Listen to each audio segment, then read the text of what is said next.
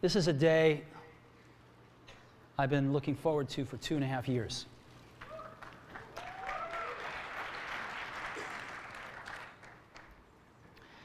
Every once in a while, a revolutionary product comes along that changes everything.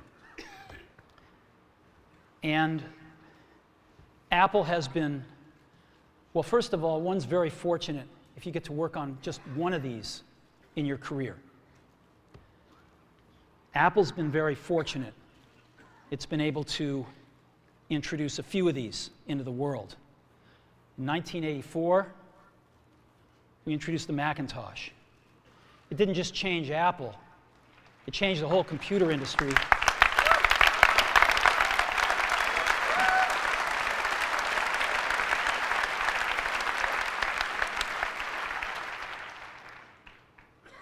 In 2001, we introduced the first iPod. And it didn't just change the way we all listen to music. It changed the entire music industry. Well, today, we're introducing 3 revolutionary products of this class. The first one is a widescreen iPod with touch controls.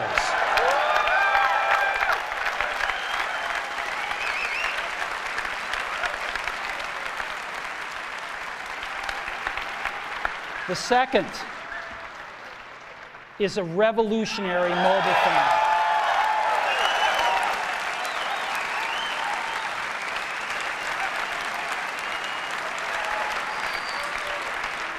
And the third is a breakthrough internet communications device. So, 3 things: a widescreen iPod with touch controls, a revolutionary mobile phone, and a breakthrough internet communications device. An iPod, a phone, and an internet communicator. An iPod, a phone. Are you getting it? These are not 3 separate devices. This is one device. And we are calling it iPhone. Today, Apple is going to reinvent the phone. And here it is.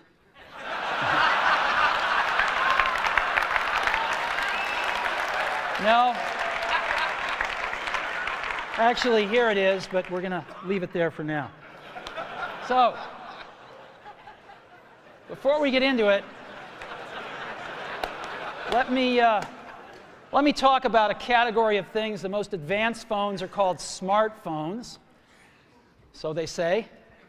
And they typically combine a phone plus some email capability, plus they say it's the internet, sort of the baby internet, into one device. And they all have these plastic little keyboards on them.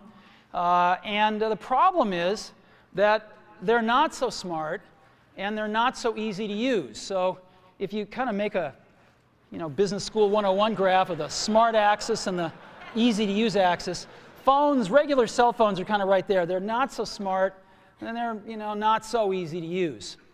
But smartphones are definitely a little smarter, but they actually are harder to use. They're really complicated. Just for the basic stuff, people have a hard time figuring out how to use them.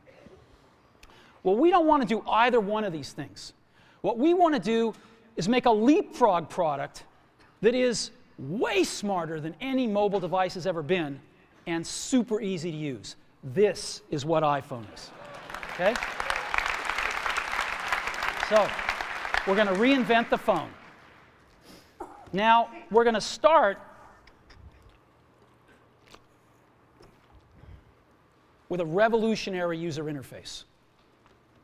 Is the result of years of research and development. And, of course, it's an interplay of hardware and software. Now, why do we need a revolutionary user interface? I mean, here's 4 smartphones, right? Motorola Q, the BlackBerry, Palm Treo, Nokia E62, the usual suspects.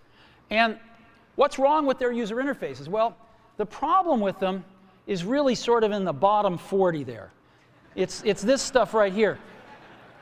They all have these keyboards that are there whether you need them or not to be there.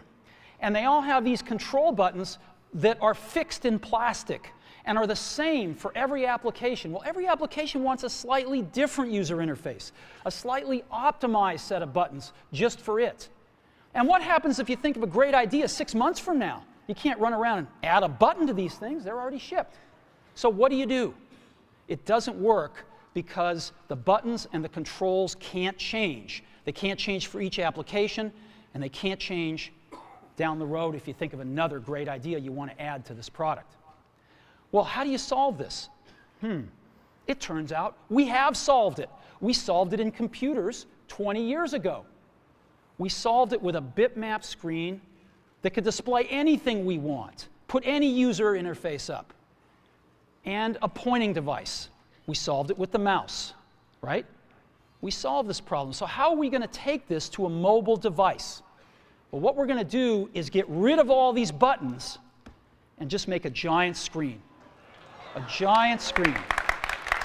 Now, how are we going to communicate this? We don't want to carry around a mouse, right? So what are we going to do? Oh, a stylus, right? We're going to use a stylus. No. No. Who wants a stylus? You have to get them and put them away and you lose them. Yuck. Nobody wants a stylus. So let's not use a stylus. We're going to use the best pointing device in the world. We're going to use a pointing device that we're all born with. We're born with 10 of them. We're going to use our fingers. We're going to touch this with our fingers. And we have invented a new technology called multi-touch, which is phenomenal. It works like magic.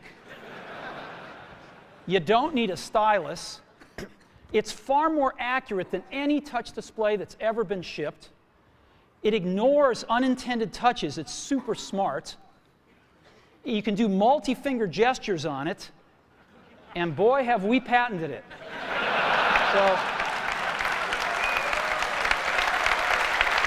So we've been very lucky to have brought a few revolutionary user interfaces to the market in our time. First was the mouse. The second was the click wheel. And now we're going to bring multi-touch to the market. And each of these revolutionary user interfaces has made possible a revolutionary product. The Mac, the iPod, and now the iPhone. So, a revolutionary user interface. We're going to build on top of that with software. Now, software on mobile phones is like baby software. It's not so powerful. And today, we're going to show you a software breakthrough. Software that's at least 5 years ahead of what's on any other phone. Now, how do we do this? Well, we start with a strong foundation. iPhone runs OS X. Now,